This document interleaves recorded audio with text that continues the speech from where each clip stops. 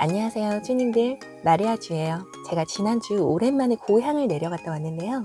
작은 바닷가 마을인 삼천포라는 곳은 드라마 응답하라에서 나왔던 촬영지로 유명해졌죠. 여튼 고향을 다녀오는 길에 다른 지역의 스시를 맛보고 싶어서 검색을 했어요. 진주, 대전 등 올라오는 길에 있는 스시집들을 검색을 했는데 바로 전날인 토요일이라 예약이 쉽지 않더라고요. 일요일은 또 쉬는 날이 많아서 여기저기 찾아보다 천안까지 올라왔네요. 일요일 디너 오마카세로 다녀온 스시 이초우예요. 사실 제가 식사 예약을 하려고 전화를 했는데 이날 일요일 영업 시작 첫날이라고 하시더라고요. 일요일 늦은 저녁 식사 예약을 부탁하고 영상 촬영이 가능한지 여부를 묻자 셰프님이 혹시 마리아주 아니냐고 여쭤보셔서 깜짝 놀랐어요. 나중에 알고 보니 오래전부터 제 블로그를 즐겨 보셨다고 했는데 반갑더라고요. 스시 이초우는 점심 식사는 따로 운영하지 않고 저녁에만 운영을 하고 있었는데요. 작년까지는 미리 예약을 받아서 점심 영업도 했었는데 손님이 일정치 않아 저녁 타임으로만 운영하시는 걸로 바뀌었다고 해요. 심야 시간대인 12시까지 식사가 가능하고 9시 이후에는 단품 메뉴도 가능하다고 하니 참고하시면 좋을 것 같아요. 저녁 오마카세는 12만원, 15만원 두 가지가 있었는데 저는 이날 15만원 스페셜 오마카세를 주문했습니다. 안녕하세요, 마리아주입니다. 오늘은 천안까지 왔어요. 스시 이초 디너 오마카세 시작합니다. 먼저 스시집의 첫 번째 순서인 자완무시예요. 달걀찜이죠. 이날 달걀찜이 엄청 뜨끈뜨끈하게 나왔는데 날씨가 쌀쌀해서인지 온도감이 좋게 느껴지더라고요. 자완무시 안에는 오징어와 독특하게 샤리가 같이 들어가 있었는데 셰프님께서 쭈꾸미의 알을 연상시켰다고 해요. 정말 오징어까지 들어있어서 오징어 식감과 같이 만나니 샤리가 쭈꾸미 알처럼 느껴졌어요. 재밌었고요. 간은 강하지 않고 순한 느낌이었는데 소금 간이 좀 더 세도 좋을 것 같다는 생각이 들었어요. 삼치는 된장에 재워서 구워냈는데 된장에 재워서 구우면 이렇게 윤기가 잘잘 흘러요. 된장이 좀 많이 재워놨는지 향은 충분히 느껴졌고 겉면이 약간 설탕 녹인 것처럼 찐득한 느낌이었어요. 개인적으로는 처음에 나오는 사심이나 구이류들이 소금 간으로만 된 깨끗한 느낌이 더 좋은 것 같은데요. 양념이 좀 과해지면 뒤에 나오는 스시 맛에 좀 방해가 되는 듯해서 중간쯤이나 마지막쯤 내어주시면 어떨까 싶네요. 금태 술찜이 나왔는데 금태 술찜은 좀 비린 향이 느껴졌어요. 술이 많이 날아가지 않아서인지 술 향도 좀 강하게 느껴졌고 간이 약해서인지 좀 밍밍하면서 생선의 비린 향이 살짝 느껴지더라고요. 이거는 개선이 좀 필요할 것 같고요. 다음에 나온 요리는 이카소면이라고 하는 오징어 소면이에요. 간장 향이 좀 강한 폰즈 같은 느낌인데 위에 생강이 더해졌어요. 국물까지 다 마시는 손님들도 계시다는데 저는 간장 향이 진해서 그냥 먹는 게 괜찮더라고요. 무늬 오징어를 사용하셨는데 식감도 좋고 차갑게 나오는 거라 스시 전에 츠마미로 나오는 구성이 괜찮긴 했는데 개인적으로는 짠맛을 좀 줄이고 상큼함을 살리면 식전에 더 입맛을 돋구기 좋을 것 같다는 생각이 들었어요. 아구간인 안기모예요. 요즘 아구가 제철이라 아구간이 자주 보이네요. 그 다음 사시미가 준비되는데요. 4가지 사시미가 준비됐어요. 다금바리, 방어, 고등어, 참치, 속살이에요. 다금바리는 보기에는 숙성이 좀 많이 돼 보였는데 탄탄한 식감이 살아 있었고요. 젓가락으로 집었을 때 약간 뻑뻑하게 느껴지는 부분은 좀 아쉬웠던 것 같아요. 방어, 참치, 고등어는 괜찮았고요.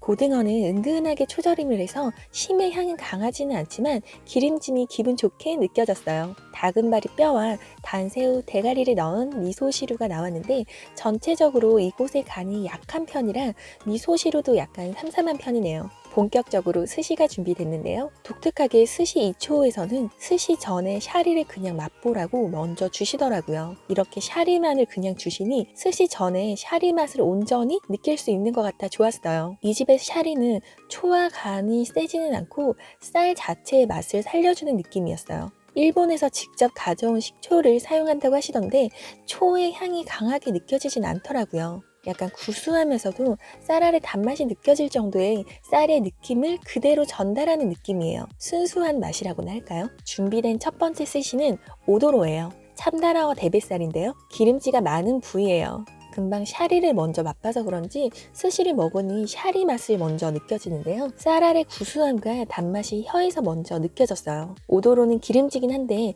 이곳에서 발라주는 간장이 꽤 강한 편이라 참치와 잘 어울렸던 것 같네요.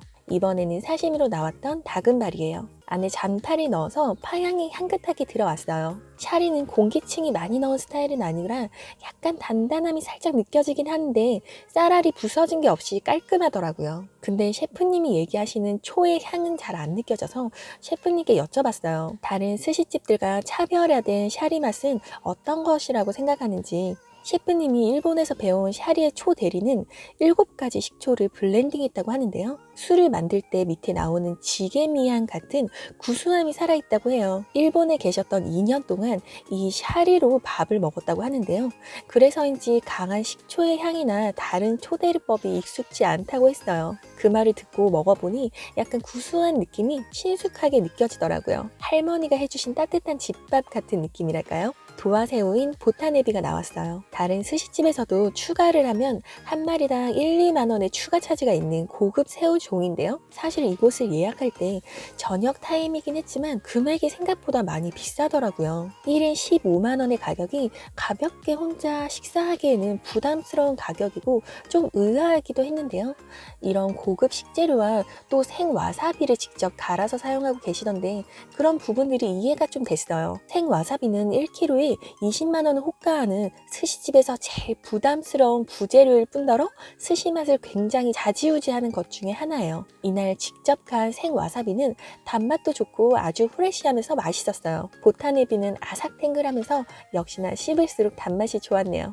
이번에는 가리비 관자예요. 가리비 관자는 식감이 부드럽잖아요. 그래서인지 샤리의 질감이 더 잘 느껴졌어요. 개인적으로는 샤리를 질 때 공기층을 좀 넣어서 주시면 어떨까 싶었어요. 그래도 아까 셰프님의 일본 스토리를 들어서인지 약간 감성이 더해져서 뭔가 포근한 느낌이 들었어요. 이가 소면으로 나온 무늬 오징어예요. 무늬 오징어는 이날 탄탄한 식감이 강해서인지 오독오독하면서 진득한 느낌이 샤리랑 좀 따로 노는 듯 했는데 칼집을 좀 더 깊숙이 넣어주시거나 숙성을 더 했으면 어떨까 싶네요. 청어는 기름기가 적어서 깔끔 담백했고요. 위에 올린 약구미는 조금 더 과감히 올려도 좋을 것 같다는 생각이 들었어요. 초절임한 고등어는 세 겹으로 올려서 나왔는데요.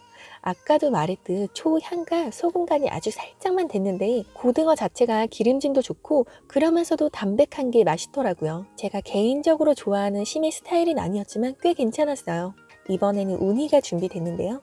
우니에는 간장이 안 발라져 나와서 제가 소금을 살짝 더했어요. 셰프님께서는 간장이 우니 향을 죽이는 것 같아서 평소에 선호하지 않으신다고 하더라고요. 초밥을 만드는 샤리부터 간장 양이나 다른 음식의 간을 보니 강하지 않고 약간 얌전한 좀 심심한 느낌의 간을 좋아하시는 것 같았어요. 재료의 맛을 살리고자 하시는 방향은 알았지만 저는 개인적으로는 적당한 간이 들어가야 재료의 맛을 극대화시키는 것 같아요. 이날 우니는 미국산이었는데 콤콤한 향 없이 좋았어요. 가리비 관자를 구워서 김에 내어주셨어요. 와사비가 알싸하게 느껴지네요. 구운 가리비야 뭐 말 안 해도 맛있는 거 아시죠? 셰프님이 와사비뿐 아니라 김도 신경을 많이 쓰시는 것 같더라고요. 일본 규슈에 위치한 사가현의 김을 쓰신다고 하던데요. 김 자체는 아주 매트하거나 바삭한 편은 아니었지만 식사 가격 대비 괜찮은 퀄리티인 것 같았어요. 제철인 방어예요. 기름이 잘 올라온 방어는 식감도 부드럽고 괜찮았어요. 근데 이 집의 샤리가 순해서인지 방어 같은 기름진 생선과는 제 맛을 뽐내지 못하는 것 같네요. 보리새우인 구루마에비예요. 보리새우는 많이 익히는 편이셨는데요. 저는 개인적으로 수분감이 촉촉히 남아있게 살짝만 익힌 보리새우를 좋아하는 편이에요. 비교하자면 살짝만 익혔을 때는 야들하면서 촉촉하고 부드러우면서도 약간 탱글함이 느껴졌다면 많이 익힐수록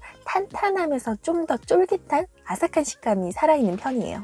참다랑어의 빨간 속살인 아까미는 찌개를 하지 않고 그냥 내어주셨어요. 아까도 말했듯 스시 2초의 셰프님은 재료 본연의 맛을 살리는 것을 매우 중요시하게 생각하셨는데요. 그래서인지 보통은 아까미를 간장에 절이는 찌개 방식을 선호하는데 그냥 깔끔하게 내어주셨어요. 다음 참다랑어의 중뱃살인 주도로는 기름기가 거의 없이 깔끔한 편이었는데 제가 이날 참치는 어디 산인지 물어보지 못했지만 아마 스페인산 쪽 같았어요. 진한 간장 향과 잘 어울렸고요. 마지막 안하고는 타레 소스를 발라서 나왔어요. 안하고 자체를 부드럽게 찐 듯이 구워냈고 타레 소스는 간장 향이 살짝 센 듯하게 느껴졌는데 여튼 깔끔한 마무리했습니다. 제가 술을 한잔하고 있으니 안주하라며 박호지가 들어간 간또막기를 준비해 주셨는데 배가 불러서 패스했네요.